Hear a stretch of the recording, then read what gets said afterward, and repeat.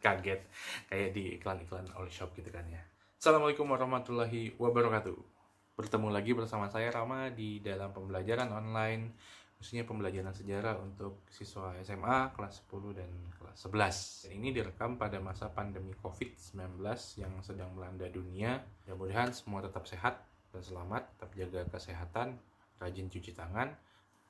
Hari ini pembahasannya adalah mengenai pembentukan pemerintahan pertama NKRI. Untuk sumbernya saya memakai buku, buku paket sejarah, dan juga disclaimer dulu kepada mungkin yang baru nonton bahwa nanti materinya terlalu ringan, ya tidak menyeluruh. Nah, ini untuk guidance ataupun batasan-batasan kepada siswa, minimal kayak di kelas lah. Ada gurunya menjelaskan, kalian baca, ngantuk, makan, ke WC, nggak balik lagi, ya gitu-gitulah pokoknya.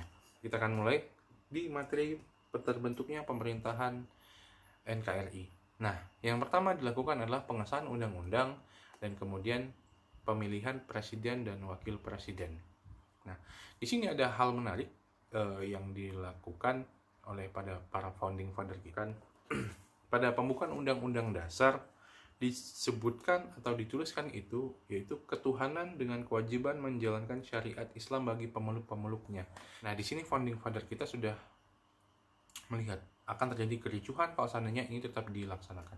Kenapa? Kita tidak mengasampingkan ya agama manapun, suku manapun. Karena apa? Karena Indonesia ini terdiri dari bermacam-macam suku, bermacam-macam agama. Dengan begitu, mereka memutuskan untuk mengubah ya menjadi ketuhanan yang Maha Esa. Berlanjut ke pemilihan presiden dan wakil presiden. Ini menariknya adalah dipilih secara aklamasi. Aklamasi artinya penunjukan langsung, tidak melalui voting, kampanye dulu, visi misi, bagi-bagi sembako, enggak ya. Akhirnya secara aklamasi yang dipilih adalah presidennya Soekarno, wakilnya Muhammad Hatta gitu. Nah, ini artinya adalah kebesaran hati untuk memilih para pemimpin waktu itu yang memang benar-benar pantas. Selanjutnya itu pembentukan pemerintahan daerah. Ada beberapa daerah yang dibentuk ya, yaitu saya bacakan: Jawa Tengah, Jawa Timur, Borneo, Sulawesi, Maluku, Sunda Kecil, Sumatera, dan Jawa Barat. Kenapa Jawa Barat, Jawa Timur, Jawa Tengah dibagi, sedangkan Sumatera, Borneo, Maluku, Maluku, Sulawesi jadi satu besar? Itu masih mengacu pada sistem penjajahan yang dilakukan oleh Belanda. Nah, di samping itu ada juga daerah istimewa Yogyakarta dan Solo yang pada saat Indonesia memproklamirkan Yogyakarta dan Solo waktu itu masih berupa kerajaan langsung ataupun bergabung kepada NKRI. Nah, selanjutnya dibentuk departemen-departemen yang bertugas untuk membantu presiden dan wakil presiden dalam mengatur ataupun memimpin negara ini. Ada beberapa departemen. Saya bacakan. Yang pertama adalah Kementerian Dalam Negeri, Kementerian Luar Negeri, Kementerian Kehakiman, Kementerian Keuangan, Kementerian Kemakmuran, Kesehatan, Pengajaran, Sosial, Pertahanan, Penerangan, Perhubungan, Pekerjaan Umum, dan Kementerian Negara. Mungkin dari kementerian-kementerian tersebut masih ada beberapa yang sampai saat ini namanya masih sama.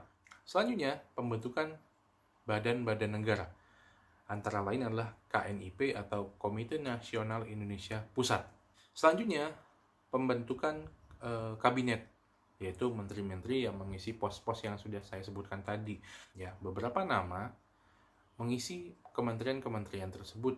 Antara lain yaitu Ahmad Subarjo menjadi Menteri Luar Negeri, kemudian A.A. Maramis Menteri Keuangan, Menteri Kesehatan adalah Dr. Buntaran Martoatmojo, ya, Menteri Pengajaran Ki Hajar Dewantara, dan lain sebagainya. Artinya adalah di sini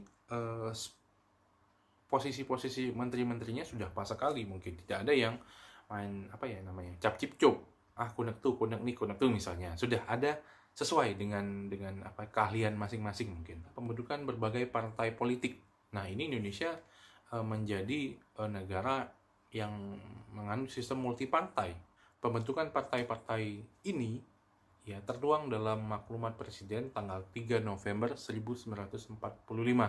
Jadi dasarnya itu akhirnya banyaklah partai-partai yang berdiri pada waktu itu. Contohnya adalah Masyumi, PKI, PBI, Partai Rakyat Jelata, Parkindo, PSI, bukan PSI yang sekarang, dibentuklah Badan Keamanan Rakyat.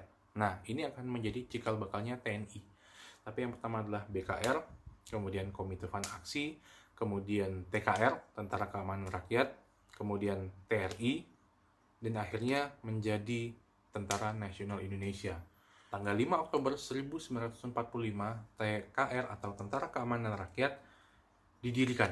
Nah, ini diperingati sebagai hari lahir TNI. Koreksi kalau saya salah, silakan ketik di komen, mungkin bisa kita diskusi. Badan Keamanan Rakyat masih berupa bentukan-bentukan secara spontan. Uhuy. Setelah dari TKR, Tentara Keamanan Rakyat, kemudian berubah menjadi TRI, kemudian berubah menjadi TNI. Nah, ini adalah satu kesatuan sistem pengamanan kita. Nah, itulah yang bisa saya jelaskan untuk sementara mengenai pembentukan pemerintahan awal di Negara Kesatuan Republik Indonesia. Kalau seandainya ada yang mau ditanyakan ataupun ada yang mau didiskusikan, silakan ketik di kolom komentar. Dan apabila video ini bermanfaat bagi kalian, silakan share ke teman-temannya. Jangan lupa subscribe, oke?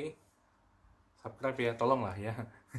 Itu saya juga ditonton oleh kalian-kalian, jadi saya lebih semangat untuk membuat video-video pemilihan yang lainnya. Dan sekali lagi ini ditujukan untuk kelas 10 dan kelas 11 SMA ya. Jangan lupa kita akan ketemu lagi insya Allah di materi selanjutnya. Tetap semangat, tetap sehat, jaga diri ya, social distancing, jangan kemana-mana. Kalau tidak perlu jangan lupa cuci tangan. Assalamualaikum warahmatullahi wabarakatuh.